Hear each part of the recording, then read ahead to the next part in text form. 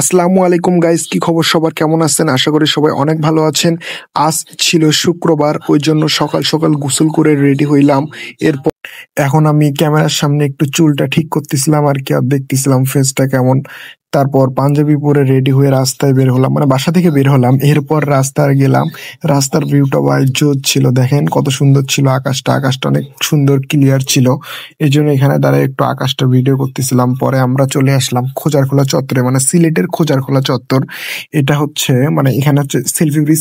সিলেটের সেলফি ব্রিজের নাম সবাই শুনছেন, এটা হচ্ছে সেলফি ব্রিজে যাওয়ার আগে খোঁজারখোলা চত্বরটা। এরপর আমরা গুটি গুটি পায়ে মসজিদের দিকে এগিয়ে যাচ্ছি। এরপর আমরা মসজিদে চলে আসলাম, এটা হচ্ছে খোঁজারখোলা জামে মসজিদ, এটাকে মার্কাজ মসজিদও বলে। তারপর আমি মার্কাজ মসজিদের একটু ভিউটা নিচ্ছিলাম যে মসজিদটা কত সুন্দর।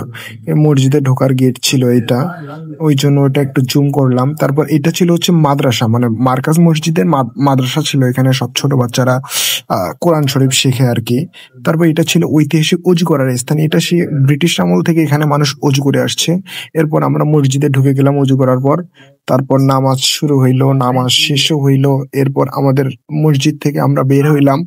বের হওয়ার পর একটু দেখতেছিলাম আর কি আশেপাশে পরিবেশটা। তারপর ক্যামেরা ধরে কি যেন বলতেছিলাম, ও আমার ফ্রেন্ড ছিল, ওরে বলতেছিলাম একদিন না একদিন আমার ব্লগ ভাইরাল হবে, সেদিন তোরা বুঝবি, সেলফি তুলতে আসবি, এগুলো আর কি বলতেছিলাম।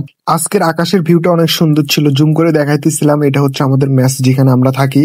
ভিডিওটা এখানেই শেষ করি। সবাই ভালো থাকবেন, সুস্থ থাকবেন। আল্লাহ হাফেজ গাইস।